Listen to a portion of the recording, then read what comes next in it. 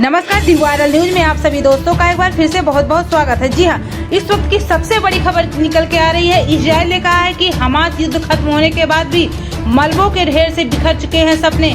जी हाँ, तलाश रहे हैं लोग। इजराइल और हमास के बीच संघर्ष विराम हो चुका है, पर इस युद्ध के बाद गाजा में तबाही मंजर हर ओर दिखाई पड़ रहा है। जगह जगह पर इजराइल के हवाई हमलों का शिकार बने धाराशायी हो चुके बड़े बड़े मकान के मलबों का ढेर पड़ा हुआ है। उन ढेर के ऊपर लोग अपनी अपनी लुट चुकी जिंदगी के सपनों को फिर से आबाद करने की कोशिश में जुट गए हैं। जी हाँ, 11 दिनों तक चले इस युद्ध में 230 फिलिस्तीनी मारे गए थे, जिनमें से 65 बच्चे और 39 महिलाएं भी शामिल थी, जबकि 1310 लोग घायल भी हुए थे। घायलों में कई हालतें गंभीर बताई जा रही हैं। कई ऐसे परिवार हैं जिन्होंने अपना सब कुछ भी खो दिया है, अपनों को खो दिया। लगभग 77,000 लोग इस युद्ध के कारण विस्थापित हो गए थे। जी हाँ, गाजा में हुए नुकसान का अगर आर्थिक तौर पर आकलन करें तो इजराइल के हमले में उसे $332 मिलियन से अधिक का नुकसान हुआ है। 184 आवासीय बिल्डिंग धराशायी हो गई हैं। वहीं पर इन भवनों में 33 अंतर्राष्ट्रीय मीडिया के दफ्तर भी थे, जिस सभी नष्ट हो गए।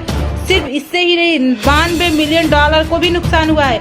1335 घर पूरी तरह से नष्ट हो चुके हैं, जबकि 13,000 घरों को नुकसान भी पहुंचाया गया है। हालांकि नुकसान को देखते हुए UNWRA ने गाजा को $38 मिलियन देने की घोषणा की है।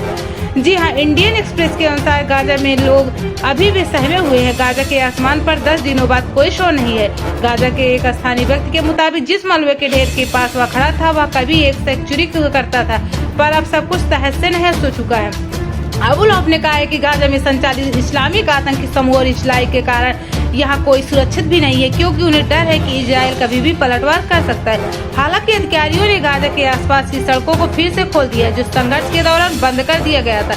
इस युद्ध के कारण गाजा में इतना विनाश हुआ है कि अब वह जीवन सामान्य होने में वक्त लगेगा। अबू लौफ ने बताया है कि इस युद्ध में उसका पूरा घर मलबे में तब्दील हो गया है, जबकि कई जगहों पर घरों के बाहर जले हुए कार और बाइक हमले के बाद भी बर्बादी की गवाही दे रहे हैं। हालांकि संयुक्त राष्ट्र ने कहा है कि इजरायली हमले में 13 क्लिनिक और अस्पताल क्षतिग्रस्त भी हुए थे। साथ ही 3 बड़े डिसैलिनेशन प्लांट, बिजली, सीवेज कार भी प्रभावित हुए थे। इसके अलावा 80,000 लोगों को स्वच्छ पेयजल की सुविधा प्रभावित हुई थी। 53 से ज्यादा स्कूलों को नुकसान भी पहुंचाया गया था। गाजा को हुए इस नुकसान के कारण यहाँ फिर से आर्थिक संकट पैदा हो सकता है, जहाँ पर बेरोजगारी दर पहले से भी 50% घटा दी गई। यहाँ चलते हैं हम अगली खबर की तरफ। हम आपको बता दें कि गाजा में इस्राइल और फिलिस्तीनी गुट हमास के बीच हाल में हुए युद्ध का असर सारी दुनिया, खासकर अमेरिका और यूरोप में अब महसूस किया जा रहा है। हाल में ऐसी कई घटनाएं हुई जिन्हें यहूदी विरोधी और इस्लामोफोबिया का नतीजा माना गया है। 11 दिनों तक चले इस्राइल के नतीजे में 232 फिलिस्तीनी भी मारे गए थे। उधर हमास के जवाबी हमलों में 12 इस्राएलियों की जान भी गई थी।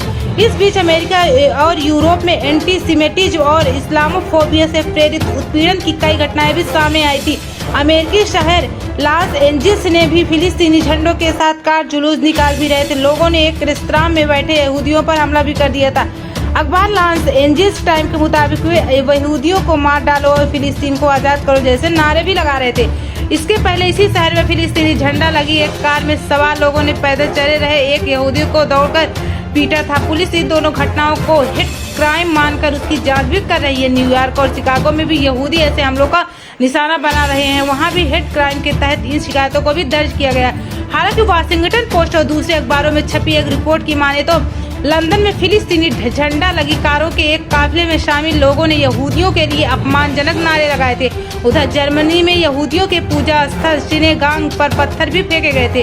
अमेरिका में मुसलमानों के संगठन और मुस्लिम पब्लिक अफेयर्स काउंसिल में इन तमाम घटनाओं की निंदा भी की गई थी। हालांकि साथ ही में इस गुट ने दावा किया है कि इस्लामोफोबिया से प्रेरित कई घटनाएं भी पिछले 2 हफ्तों में अमेरिका में ही हुई थी। न्यूयॉर्क पुलिस ब्रुकलिन स्थित एक इस्लामी सेंटर पर लगाए गए एक पोस्टर से जुड़े मामले की जांच कर रही है, जिस पर लिखा था डेथ टू पैलेस्टाइन, यानी कि उधर लॉन्ग आइलैंड में इस हफ्ते एक मस्जिद में तोड़फोड़ की गई थी। पुलिस उस हमले की जाँच भी कर रही थी।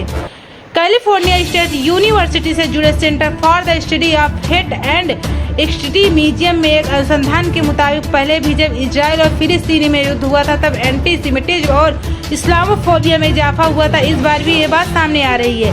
ब्रिटेन स्थित कम्युनिटी सिक्योरिटी ट्रस्ट ने बताया है कि इस बार यरूशलेम स्थित अल अक्सा मस्जिद में जब से संघर्षों की शुरुआत हुई है, ब्रिटेन में एंटीसेमिटिज्म से जुड़ी घटनाओं में 500% की बढ़ोतरी भी हुई है। हालांकि उधर इस्लामोफोबिया पर नजर रखने वाली संस्था इल्मामा के मुताबिक अल-अक्सा मस्जिद की घटना शुरू होने के बाद भी ब्रिटेन में इस्लामोफोबिया से संबंधित घटनाओं में 430% की बढ़ोतरी भी दिखाई दे रही है। हालांकि लंदन के मेयर सादिक खान ने बताया है कि मैं पूरे शहर के यहूदी समुदाय के साथ संपर्क में हुए वे लोग एंटीसेमिटिज्म में इजाफे में बहुत चिंतित थे, लेकिन हम एंटीसेमिटिज्म या इस्लामोफोबिया या किसी भी तरह के नस्ल भेदी की इजाजत लंदन में नहीं देंगे। उधर अमेरिका में मुस्लिम पब्लिक अफेयर्स काउंसिल के अध्यक्ष सलाम अल मारायती ने कहा है कि फिलिस्तीन के पक्ष में हुए ज्यादातर प्रदर्शनकारी शांतिपूर्ण रहे थे। साथ ही उन्होंने कहा है कि हिंसा और नफरत में शामिल होकर हम खुद को बेहतर साबित नहीं कर पाएंगे। फिलहाल इस वीडियो में इतना ही। अगर आपको ये वीडियो पसंद